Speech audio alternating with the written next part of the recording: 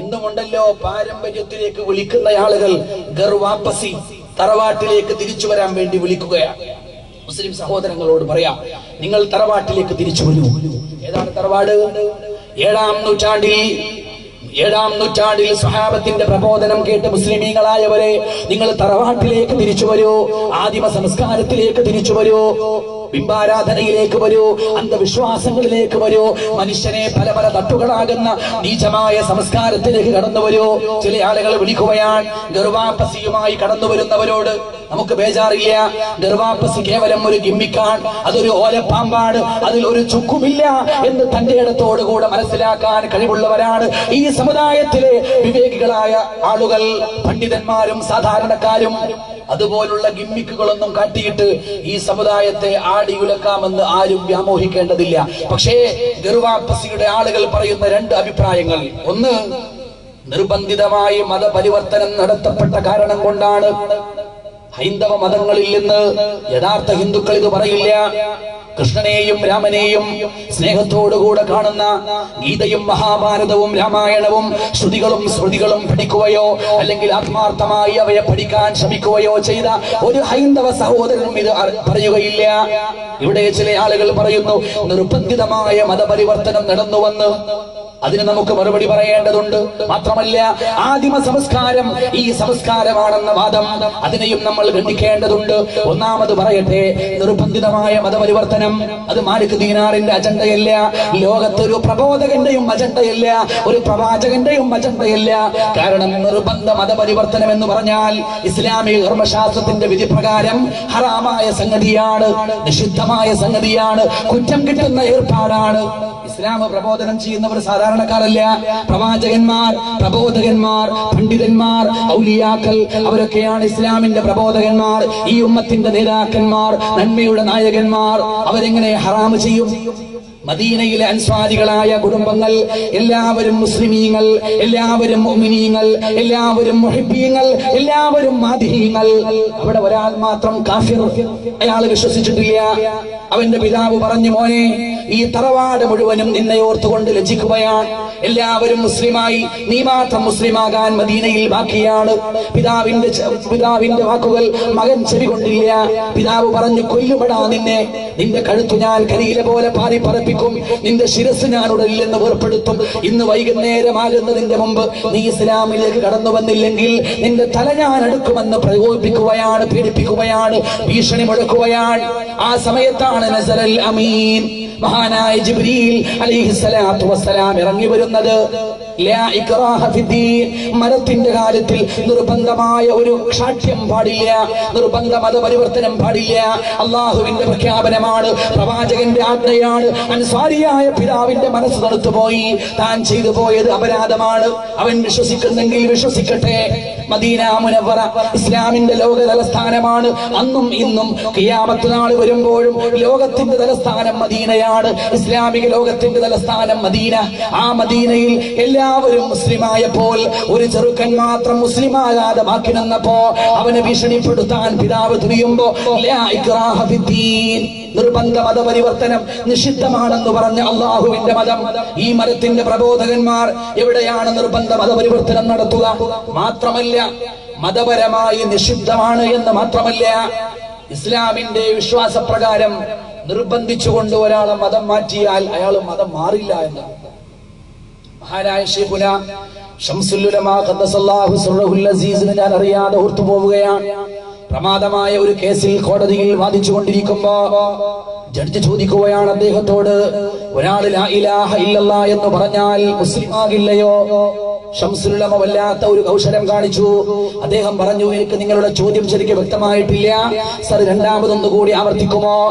Judge ആവർത്തിച്ചു, മനസ്സില്ല മനസ്സോടെ. ലാ ഇലാഹ ഇല്ലല്ലാഹ് എന്നൊരാൾ പറഞ്ഞാൽ അയാൾ മുസ്ലിം ആകില്ലയോ? ശംസുൽ ഉലമ കേൾക്കാത്തതുപോലെ അഭിനയിച്ചു. മൂന്നാമതും ആവർത്തിച്ചു ചോദിച്ചു, നിങ്ങളുടെ ചോദ്യം ഒന്ന് മൂന്നാമതും പറയുമോ? ദേഷ്യപ്പെട്ടുകൊണ്ട് ജഡ്ജി പറഞ്ഞു, ഇത് അവസാനത്തെ പറച്ചിലാണ്, ഇനി പറയൂല. ലാ ഇലാഹ ഇല്ലല്ലാഹ് എന്നൊരാൾ നാവ് കൊണ്ട് പറഞ്ഞാൽ അയാൾ മുസ്ലിം ആകില്ലയോ? മുസ്ലിയാരെ, മഹാനായ ശൈഖുനാ ശംസുൽ ഉലമ മനോഹരമായ സുഖസിദ്ധമായ ഒരു കൗശല ചിരിയോടുകൂടെ ചോദിച്ചു, സർ, നിങ്ങൾ 3 വട്ടമായി നിങ്ങളുടെ നാവ് കൊണ്ട് ലാ ഇലാഹ ഇല്ലല്ലാഹ് എന്ന് പറഞ്ഞു പോയി. Are you a Muslim? നിങ്ങൾ മുസ്ലിം ആയിട്ടുണ്ടോ? അപ്പോഴാണ് ജഡ്ജിന് തലയിൽ ഒരു വെള്ളിടി ഉണ്ടായത്. താൻ ചോദിച്ചത് അർത്ഥശൂന്യമായ ചോദ്യമാണെന്ന് ബോധ്യപ്പെട്ടത്. ഒരാളെ നിർബന്ധിപ്പിച്ചുകൊണ്ട് മതം മാറ്റാൻ സാധ്യമല്ല. അത് മുഹാലായ സംഗതിയാണ്. ഒരാളെ കൊണ്ട് നാവ് കൊണ്ട് നമുക്ക് ലാ ഇലാഹ ഇല്ലല്ലാഹ് ചൊല്ലിപ്പിക്കാം. മനോഹരമായിട്ട് ചൊല്ലുന്ന ആളുകളുണ്ടല്ലോ, റിയാലിറ്റി ഷോയിലൊക്കെ പങ്കെടുക്കുന്ന, മാപ്പിളപ്പാട്ടെന്നും പറഞ്ഞു നടക്കുന്ന പരിപാടികളിൽ പങ്കെടുക്കുന്നവരിൽ മുസ്ലിം കുട്ടികളെക്കാൾ കൂടുതൽ വ്യക്തമായി ലാ ഇലാഹ ഇല്ലല്ലാഹ് ഉച്ചരിച്ച് ഫസ്റ്റ് പ്രൈസും ഫ്ലാറ്റും വാങ്ങിക്കൊണ്ടു പോകുന്നത് മുസ്ലിമീങ്ങളല്ലാത്ത കുട്ടികളാണ്. നാവ് കൊണ്ട് നമുക്ക് ഉച്ചരിപ്പിക്കാൻ സാധിച്ചേക്കാം, ഒരു തൊപ്പിയിട്ട് കൊടുക്കാൻ കഴിഞ്ഞേക്കാം, ഒരു പർദ്ദ ഇടിയിപ്പിക്കാൻ സാധിച്ചേക്കാം. പക്ഷെ ഹൃദയത്തിൽ ഹിദായത്തിന്റെ വെളിച്ചം നിറച്ചു കൊടുക്കാൻ അള്ളാഹുവിനല്ലാതെ വേറെ ഒരാൾക്കും സാധ്യമല്ല. അള്ളാഹുവിന്റെ പ്രവാചകനോട് പോലും സല്ലല്ലാഹു അലൈഹി വസല്ലമയോട് പോലും പറഞ്ഞത്, നിങ്ങൾ പ്രബോധനം ചെയ്യുക, ഹിദായത്ത് നിറച്ചു കൊടുക്കുന്നത് നാമാണ് എന്ന് അള്ളാഹു സുബ്ഹാനഹു വ തആല. നിർബന്ധ മതപരിവർത്തനം നിഷിദ്ധമാണ്. മാത്രമല്ല അത് നടക്കാത്ത സംഗതിയാണ്. ചരിത്രത്തിൽ എവിടെയും അങ്ങനെ നടന്നിട്ടില്ല. മലബാറിൽ, കേരളത്തിൽ തന്നെ ഏറ്റവും വലിയ നവോത്ഥാനത്തിന്റെ നായകനായി നിറഞ്ഞു നിൽക്കുന്ന മഹാനായ ഖുതുബുസ്സമാൻ മൗലവി ഖദ്ദസല്ലാഹു സിർറഹുൽ അസീസ് മമ്പുറത്ത് അന്ത്യവിഷമം കൊള്ളുന്ന മഹാനായ കാലപുരുഷൻ, ആ മഹാനായ മനുഷ്യന്റെ കാര്യസ്ഥനായി ഒരു കോന്തു നായരുണ്ടായിരുന്നു. ഖുതുബുസ്സമാന്റെ കാര്യസ്ഥൻ കോന്തു നായർ. അയാൾ കാര്യസ്ഥനായി വരുമ്പോഴും നായരാണ്, കാര്യസ്ഥനായി നിൽക്കുമ്പോഴും നായരാണ്, ലോകത്തോട് വിട പറഞ്ഞ് ചിതയിലടങ്ങുമ്പോഴും നായരാണ്. കോന്തു മുസ്ലിയാരായില്ല, കോന്തു മൗലവിയായില്ല. മമ്പുറം തങ്ങൾ എത്രയോ ആളുകൾക്ക് ഹിദായത്തിന്റെ വെളിച്ചത്തിലേക്ക് വഴി പറഞ്ഞു കൊടുത്ത നവോത്ഥാന നായകനാണ്, കാലത്തിന്റെ പുരുഷനാണ്. പക്ഷേ കോന്തു നായർ മുസ്ലിമായിട്ടല്ല മരിച്ചുപോയത്.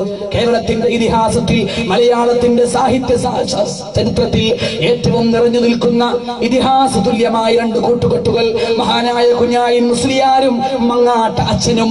രണ്ടുപേരും തമ്മിലുള്ള സൗഹാർദ്ദം ലോകത്തെ ഇതിഹാസം പോലെ പരന്നതാണ്, ലോകപ്രസിദ്ധമാണ്. കുഞ്ഞായിൻ മുസ്ലിയാരുടെ കൂടെ ജീവിതം മുഴുവനും മങ്ങാട്ട് അച്ഛൻ ജീവിച്ചു. അയാൾ മങ്ങാട്ട മൗലവിയായില്ല, മങ്ങാട്ട മാപ്പിളയായില്ല, മങ്ങാട്ട മുസ്ലിമായില്ല, മങ്ങാട്ട് അച്ഛനായിട്ട് തന്നെ മരിച്ചുപോയി. എവിടെ നിർബന്ധ മതപരിവർത്തനം എവിടെയും സംഭവിച്ചിട്ടില്ല. കുഞ്ഞായിൻ മുസ്ലിയാർ ഇന്ന് പലർക്കും എന്നോ ജീവിച്ചു പോയ പഴയ കാലത്തെ ഒരു ടിൻഡുമോനാണ്, ഒരു ഫലിത സമ്രാട്ടാണ്, ഒരു കുസൃതി കൊടുക്കുകയാണ്. പക്ഷേ അങ്ങനെയല്ല. ഷിപ്സോങ് എന്ന് പറയുന്ന, കപ്പപ്പാട്ട് എന്ന് പറയുന്ന തത്വചിന്തയുടെ ഗ്രന്ഥത്തിലൂടെ പാശ്ചാത്യ ലോകത്ത് ആയിരക്കണക്കിന് യൂറോപ്യന്മാരെ ഇസ്ലാമിന്റെ ശാസ്ത്ര തീരത്തേക്ക് ആനയിക്കാൻ കാരണമായ താത്വികനായ പണ്ഡിതനാണ് കുഞ്ഞായിൻ മുസ്ലിയാർ. ആ കുഞ്ഞായിൻ മുസ്ലിയാരുടെ കൂടെ ജീവിതം മുഴുവനും നടന്ന മങ്ങാട്ടച്ഛൻ മരിച്ചു പോകുമ്പോഴും അച്ഛൻ. എവിടെയാണ് നിർബന്ധ മതപരിവർത്തനം? എവിടെയും നടന്നിട്ടില്ല. സ്വമേധയാവുന്നതാണ്, പൊറുതിമുട്ടിയിട്ട് വന്നതാണ്. ജാതീയതയും അന്ധവിശ്വാസങ്ങളും വിഗ്രഹാരാധനയുടെ അർത്ഥശൂന്യതയും ബോധ്യപ്പെട്ടുകൊണ്ട് കടന്നു വന്നവരാണ്. കുമാരനാശാൻ ചണ്ടാല ഭിക്ഷുകയിൽ പറഞ്ഞതാണ് ശരി. എത്രയോ ദൂരം വഴി തെറ്റി നിൽക്കേണ്ടോ ചെറുമൻ പോയി തൊപ്പിയിട്ടാൽ ചിത്രം അവനെത്തി ചാരത്തടുത്തിടാം, ചറ്റും പേടിക്കേണ്ട നമ്പുരാരെ.